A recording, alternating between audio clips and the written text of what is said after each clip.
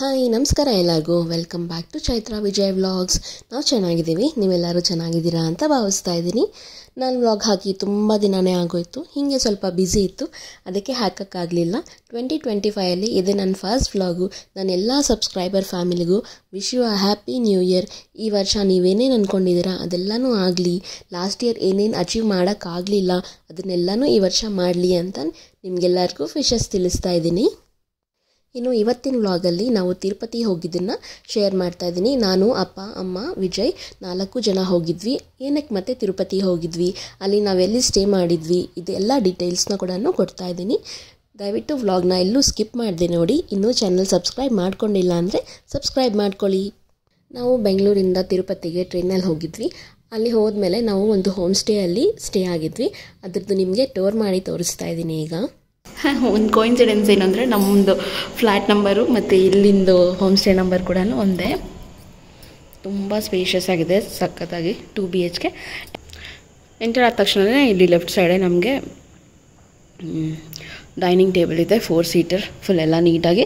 Actually ಹೊಸದಾಗಿ construct ಮಾಡಿರೋದು, ತುಂಬ ಕ್ಲೀನಾಗಿ ಮೇಂಟೈನ್ ಮಾಡಿದರೆ ಎಲ್ಲನೂ ಸಖತ್ತಾಗಿದೆ. ಆಮೇಲೆ ಹೀಗೆ ಸ್ವಲ್ಪ ರೈಟಾಗಿ ತಿರುಗಿದ್ರೆ ಸೋಫಾ, ನಮ್ಮ ಬ್ಯಾಗ್ಸ್ ಎಲ್ಲ ಇಟ್ಟಿದ್ದೀವಿ, ಅದನ್ನ ಇಗ್ನೋರ್ ಮಾಡಿ. ಆ್ಯಕ್ಚುಲಿ ನಂಗೆ ತುಂಬ ಇಷ್ಟ ಆಯಿತು ಇದು. 2 ಸೀಟು ಸೋಫಾ ಇದೊಂದು, ಮತ್ತು ಪವರ್ ಕಟ್ ಏನಾದರೂ ಆದರೆ ಅಂತ ಅಂದ್ಬಿಟ್ಟು ಇಲ್ಲಿ ಒಂದು UPS ಇಟ್ಟಿದ್ದಾರೆ. ಇದು ದೇವ್ರ ಮನೆ. ಆ್ಯಕ್ಚುಲಿ ಅವರು ದೇವರೆಲ್ಲನೂ ಇಟ್ಟಿದ್ದಾರೆ. ನಾವು ಪೂಜೆ ಮಾಡಬೇಕು ಅಂತಂದರೆ ಇಲ್ಲಿ ದೀಪ, ಅರ್ಶಿನ, ಕುಂಕುಮ, ಒಂದು ಫೋಟೋ ಇಟ್ಟಿದ್ದಾರೆ. ಆ್ಯಕ್ಚುಲಿ ನಾವು ಇವತ್ತು ಬೆಳಗ್ಗೆ ಹೋಗಬೇಕಂದ್ರೆ ಪೂಜೆ ಮಾಡಿಬಿಟ್ಟೆ ಹೋದ್ವಿ. ಇದು ಸೋಫಾ ಡೂಪ್ಲೆಕ್ಸ್ ಪ್ಲ್ಯಾನ್ ಇದೆ, ಬಟ್ ಮೇಲ್ಗಡೆ ಇದೆ, ಬಟ್ ಅದನ್ನು ಏನು ಮಾಡಿದ್ದಾರೆ ಅಂದರೆ ಕ್ಲೋಸ್ ಮಾಡಿಬಿಟ್ಟಿದ್ದಾರೆ. ಜಸ್ಟ್ ನಾವು ಹೋಗ್ಬೋದಷ್ಟೇ. ಲೆಫ್ಟ್ ಸೈಡ್ ಎಂಟರ್ ಆದರೆ ಕಿಚನಲ್ಲಿ ಒಂದು ವಾಟರ್ದು ಇದಿಟ್ಟಿದ್ದಾರೆ. ಆ್ಯಂಡ್ ನಮಗೇನಾದರೂ ಅಡುಗೆ ಮಾಡ್ಕೋಬೇಕು ಅಂತಂದರೆ ಒಂದು ಕರೆಂಟ್ ಸ್ಟವ್, ಪಾತ್ರೆ, ಕಾಫಿ ಟೀ ಏನಾರು ಮಾಡ್ಕೋಬೇಕಂತಂದರೆ ಪಾಪ ಕಾಫಿ ಪೌಡರ್, ಟೀ ಪೌಡರ್, ನಾವು ಹಾಲು ತೊಗೊಂಡು ಬಂದರೆ ಮಾಡ್ಕೋಬೋದು. ಇನ್ ಕೇಸ್ ಏನಾದರೂ ಕಿಡ್ಸು ಅವರೇನಾದರೂ ಇದ್ದರೆ ಕಿಚನಲ್ಲಿ ಅಡುಗೆ ಮಾಡಿಕೊಂಡ್ರೆ ಪ್ಲೇಟ್ಸು ಮತ್ತು ಕಾಫಿ ಕಪ್ಸು, ವಾಟರ್ದು ಇದು ಇಟ್ಟಿದ್ದಾರೆ. ಇಲ್ಲೆಲ್ಲನೂ ಅಷ್ಟೇ, ಏನಾದರೂ ಸ್ಟೋರೇಜ್ ಮಾಡ್ಕೊಳ್ಳೋಕ್ಕೆ ಇದೆ. ಮತ್ತು ಒಂದು ಫ್ರಿಡ್ಜ್ ಕೂಡ ಇಟ್ಟಿದ್ದಾರೆ. ನಾವು ನಂದು ಇನ್ಸುಲಿನ್ ಒಂದು ಪೆನ್ ಇದೆ. This is over all kitchen. ಹಾಲಲ್ಲಿ ಒಂದು ವಾಶ್ ಬೇಸಿನ್ ಆದಮೇಲೆ ಲೆಫ್ಟ್ ಸೈಡ್ಗೆ ಮಾಸ್ಟರ್ ಬೆಡ್ರೂಮ್ ಇದು. ಆ್ಯಕ್ಚುಲಿ ಬೆಡ್ಡೆಲ್ಲ ನಾವು ಮಲ್ಕೊಂಡು ಒಂದು ಸ್ವಲ್ಪ ಹಿಂಗಾಗಿದೆ, ತುಂಬ ಕ್ಲೀನಾಗಿ ಮೇಂಟೈನ್ ಮಾಡಿದರು. 2 ರೂಮ್ ಕೂಡ ಅಷ್ಟೇ, AC. ಬಂದ ತಕ್ಷಣ ಒಳಗಡೆ ಇಲ್ಲಿ ಒಂದು ಮಿರರ್ ರೆಡಿ ಆಗೋದಕ್ಕೆ, ಕಬೋರ್ಡ್ಸ್ ಎಲ್ಲನೂ ಇದೆ, AC ಮತ್ತು ಅಟ್ಯಾಚ್ಡ್ ಬಾತ್ರೂಮ್ ಇದೆ. ಇಲ್ಲಿ ಕೂಡ ಅಷ್ಟೇ ಒಂದು ಮಿರರ್, ವಾಶ್ ಬೇಸಿನ್ ಮತ್ತು ಬಿಗ್ ಸೈಜ್ ಅಟ್ಯಾಚ್ ಬಾತ್ರೂಮ್ ಇದೆ. ಗೀಝರ್ ಇದೆ, ವಾಷಿಂಗ್ ಶವರ್ ಎಲ್ಲನೂ ಅಷ್ಟೇ ತುಂಬ ಕ್ಲೀನಾಗಿ ಚೆನ್ನಾಗಿ ಮೇಂಟೈನ್ ಮಾಡಿದ್ದಾರೆ. ಇನ್ ಕೇಸ್ ಯಾರಾದರೂ ವರ್ಕಿಂಗ್ ಇದ್ದರೆ ಇಲ್ಲಿ ಲ್ಯಾಪ್ಟಾಪ್ ಇಟ್ಕೊಂಡು, ಚೇರ್ ಕೂಡ ಒಂದಿದೆ, ಒಂದು chair, laptop, study table, work space ಥರನೂ ಯೂಸ್ ಮಾಡ್ಕೋಬೋದು. ಇದು ಇನ್ನೊಂದು ರೂಮು. ಬೆಡ್ ಅದಕ್ಕಿಂತ ಸ್ವಲ್ಪ ಚಿಕ್ಕದಾಗಿದೆ, ಇದನ್ನು ಅಷ್ಟೇ ಯೂಸ್ ಮಾಡಿಬಿಟ್ಟಿದ್ದೀವಲ್ಲ ಅದಕ್ಕೆ. ಇಲ್ಲೊಂದು ಮಿನಿ ಫ್ಯಾನ್. ಇಲ್ಲಿ ಕೂಡ ಅಷ್ಟೇ AC ಇದೆ, 2 ರೂಮಲ್ಲೂ AC ಇದೆ. ಇದು ಅಟ್ಯಾಚ್ ಬಾತ್ರೂಮ್. ಓವರ್ ಆಲ್ ಈ ಸೈಡಿಂದ ನೋಡಿದರೆ ಹಿಂಗೆ ಕಾಣುತ್ತೆ.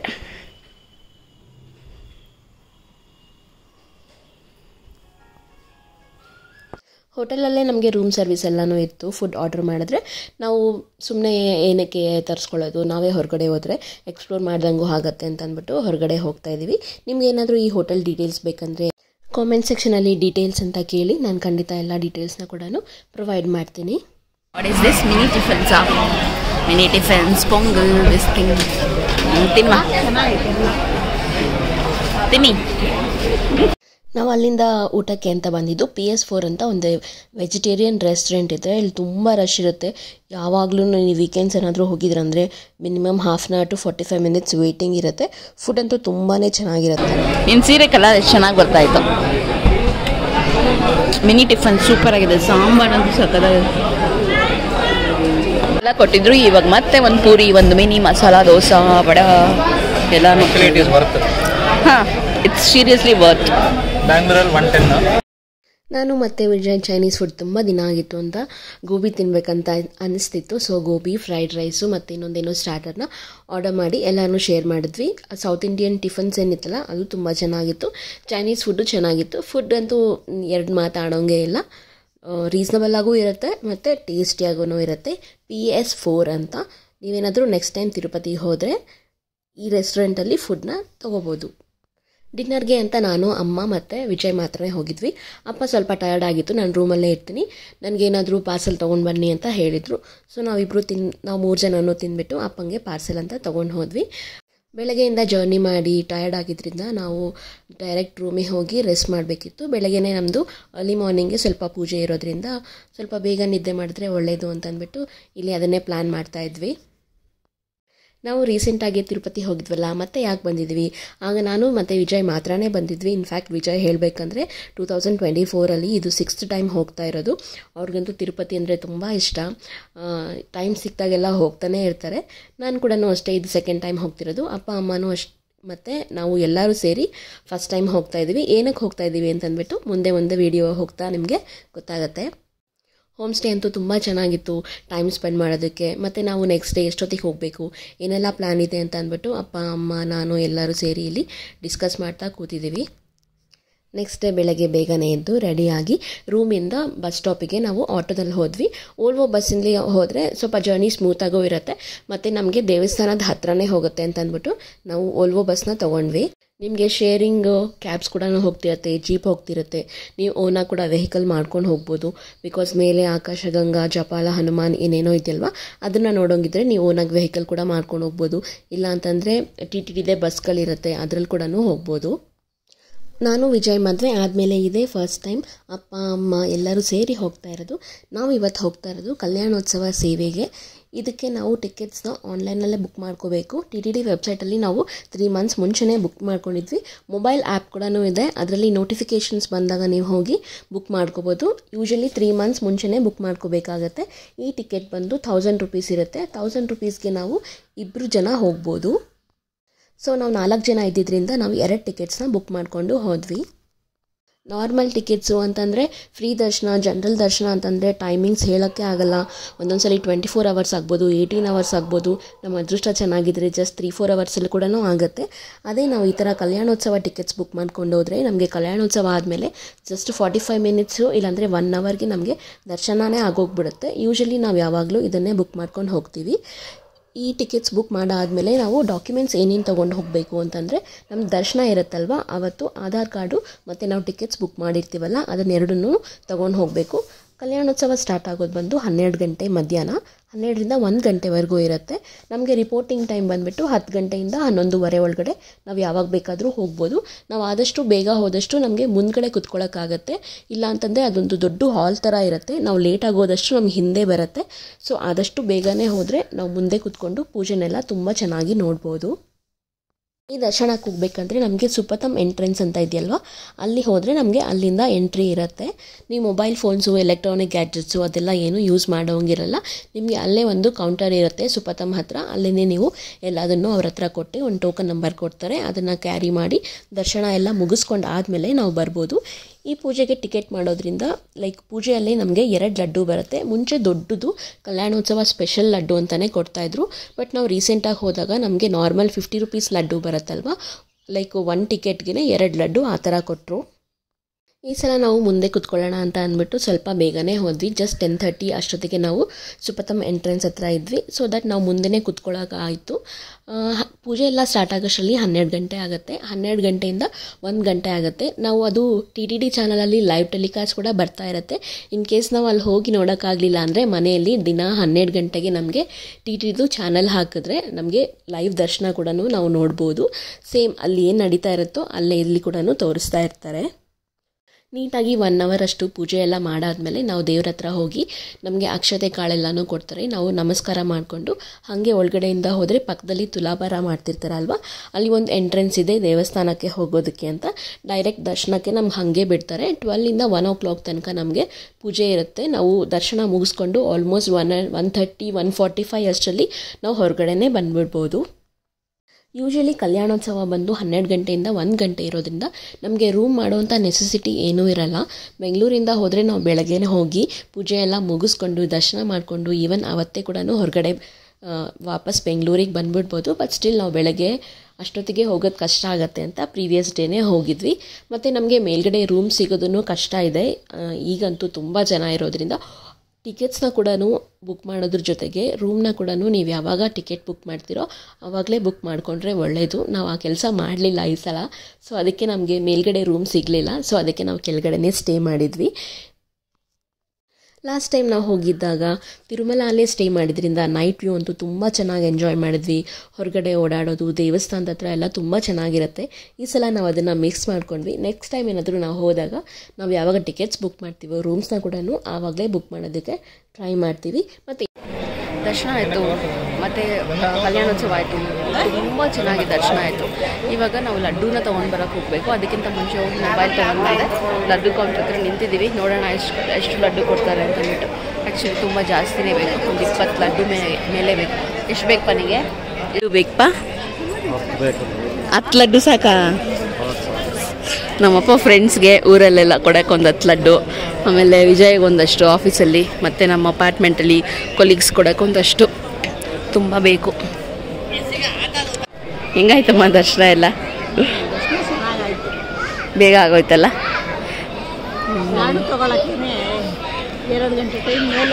ಅದೇ ಸರ್ವರ್ ಲೋ ಅಂತಂದ್ಬಿಟ್ಟು. ಆ್ಯಕ್ಚುಲಿ ಏನಕ್ಕೆ ಬಂದಿದ್ದು? ಏನು ಪೂಜೆ ಮಾಡಿಸಿದ್ದು? ಏನಕ್ಕೆ ಮಾಡಿಸಿದ್ದು? ಮಕ್ಕಳು ಬೇಕು,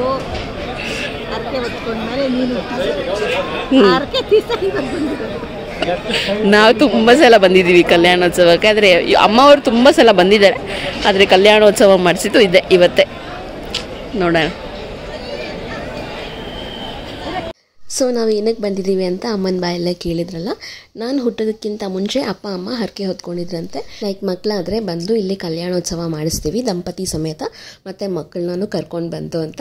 ಸೊ ಆವಾಗಲಿಂದ ಟೈಮ್ ಆಗೇ ಇರಲಿಲ್ಲ. ತಿರುಪತಿಗೆ ನಾವು ತುಂಬ ಸಲ ಬಂದಿದ್ದೀವಿ, ನಾವು ಕಲ್ಯಾಣೋತ್ಸವನೇ ಮಾಡಿಸಿದ್ದೀವಿ. ಅಪ್ಪ ಅಮ್ಮನೂ ತುಂಬ ಸಲನೇ ಬಂದಿದ್ದಾರೆ.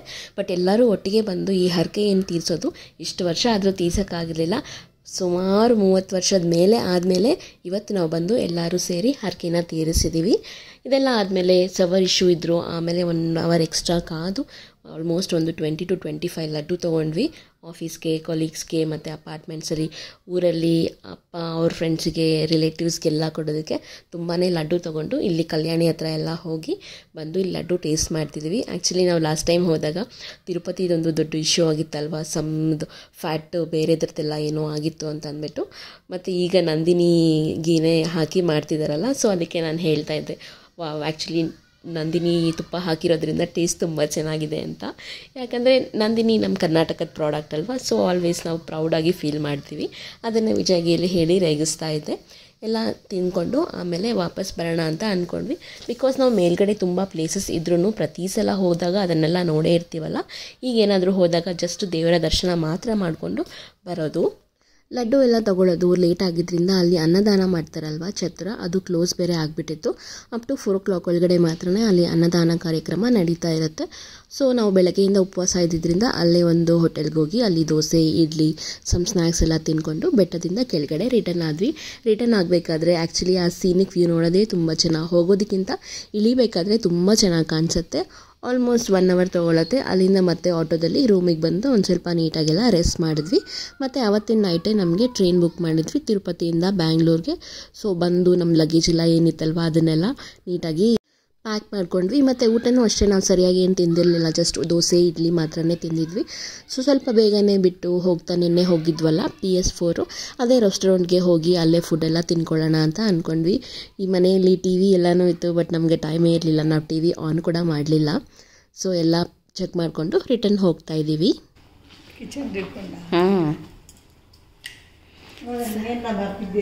ಏನಾದರೂ ಮರ್ತಿದ್ರೆ ನೋಡ್ಕೊಳ್ಳಿ ಒಂದ್ಸಲ. ಹಾಂ ತೊಗೊಂಡೆ. ಆ ಚೇರ್ ಕೂಡ ಒಂಥರ ಡಿಫ್ರೆಂಟಾಗಿ ಚೆನ್ನಾಗಿದೆ ಅಲ್ವಾ? ಹೌದು.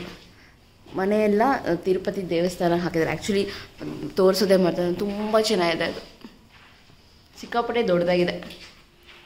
ಇವನ್ ಬುದ್ಧ. ಹಾಂ, ಸ್ಟೇರ್ ಕೇಸ್ ಮೇಲೆ ಲಾಕ್ ಮಾಡಿಬಿಟ್ಟಿದ್ದಾರೆ, ಜಸ್ಟ್ ಇದು. ಓಕೆ ಚಲೋ, bye bye. It was a nice day. ಅಲ್ಲಿಂದ ನೆಕ್ಸ್ಟು ಹೋಟೆಲಿಗೆ ಬಂದ್ವಿ. ಹೋಟೆಲಲ್ಲಿ ಬಂದ ತಕ್ಷಣ ಯಾರೋ ಈ ಮಿನಿ ಇಡ್ಲಿ ಸಾಂಬಾರ್ ಡಿಪ್ ತಿಂತಾಯಿದ್ರು. ನಾನು ಟ್ರೈ ಮಾಡೇ ಇರಲಿಲ್ಲ, ಯಾಕೋ ನನಗೂ ತಿನ್ನಬೇಕಂತ ಅನ್ನಿಸ್ತು. ಅದಕ್ಕೆ ಒಂದು ಮಿನಿ ಇಡ್ಲಿ ಸಾಂಬಾರ್ ಡಿಪ್ ತೊಗೊಂಡ್ವಿ. ಮತ್ತು ವೆರೈಟಿ ರೈಸ್ ಅಂತ ಏನೋ ಒಂದು ಕಾಂಬೋ ಕೊಡ್ತಾರೆ, ರಸಮ್ ರೈಸು, ಸಾಂಬಾರ್ ರೈಸು ಮತ್ತು ಕರ್ಡ್ ರೈಸ್ ಜೊತೆಗೆ ಒಂದು ಚಪಾತಿ ಹಪ್ಪಳ, ಅದು ಕೂಡ ತುಂಬ ಚೆನ್ನಾಗಿತ್ತು. ಮತ್ತು ಅಮ್ಮ ನಿನ್ನೆ ಮಿನಿ ಟಿಫನ್ಸ್ ತೊಗೊಂಡಿದ್ರಲ್ಲ, ಅದೇ ತುಂಬ ಟೇಸ್ಟಿಯಾಗಿತ್ತು ಅಂತಂದ್ಬಿಟ್ಟು ವಿಜಯ್ ಇವತ್ತು ನಾನು ಅದನ್ನೇ ತೊಗೊಳ್ತೀನಿ ಅಂತ ಅಂದ್ಬಿಟ್ಟು ಅವರಿಬ್ಬರು ಅದೇ ತೊಗೊಂಡ್ರು. ಎಲ್ಲರೂ ಅಷ್ಟೇ ಸ್ವಲ್ಪ ಟೇಸ್ಟ್ ಮಾಡಿಕೊಂಡು ಅಲ್ಲಿಂದ ಆಲ್ಮೋಸ್ಟ್ ರೈಲ್ವೆ ಸ್ಟೇಷನ್ ಒಂದು 5 to 6 ಕಿಲೋಮೀಟರ್ಸ್ ಇತ್ತು. ಅಲ್ಲಿ ಆಟೋಗಳಂತೂ ನಿಮಗೆ ಸಿಗ್ತಾನೆ ಇರುತ್ತೆ. ಇನ್ ಕೇಸ್ ಫ್ಯಾಮಿಲಿ ಇಲ್ಲ ಒಬ್ಬೊಬ್ಬರೇ ಇದ್ದರೆ ಶೇರ್ ಆಟೋಗಳು ಕೂಡ ಇರುತ್ತೆ. ತುಂಬ ಕನ್ವೀನಿಯೆಂಟ್ ಆಗಿದೆ ರೈಲ್ವೆ ಸ್ಟೇಷನ್ಗೆ ಹೋಗೋದಕ್ಕೆ ಅಂತ ಅಂದ್ಬಿಟ್ಟು ನಾವು ಸ್ವಲ್ಪ 1 hour ಮುಂಚೆನೇ ಹೋಗಿ ರೈಲ್ವೆ ಸ್ಟೇಷನಲ್ಲಿ ಆರಾಮಾಗಿ ರೆಸ್ಟ್ ಮಾಡಿಕೊಂಡು ವಾಪಸ್ ಬಂದ್ವಿ. ಬಾಯ್ ಬಾಯ್. ಕೆಲವೊಂದು ಫೋಟೋಸ್ನ ಕೂಡ ಅಟ್ಯಾಚ್ ಮಾಡ್ತಾ ಇದ್ದೀನಿ. ಈ ವ್ಲಾಗ್ ಇಷ್ಟ ಆದರೆ ಲೈಕ್ ಮಾಡಿ, ಶೇರ್ ಮಾಡಿ, ಕಾಮೆಂಟ್ ಮಾಡಿ. ಆ್ಯಂಡ್ ನಮ್ಮ ಚಾನಲ್ಗೆ ಇನ್ನೂ ಸಬ್ಸ್ಕ್ರೈಬ್ ಮಾಡದೆ ನೋಡ್ತಾ ಇದ್ದರೆ ದಯವಿಟ್ಟು ಸಬ್ಸ್ಕ್ರೈಬ್ ಮಾಡ್ಕೊಳ್ಳಿ. ಬಾಯ್ ಬಾಯ್.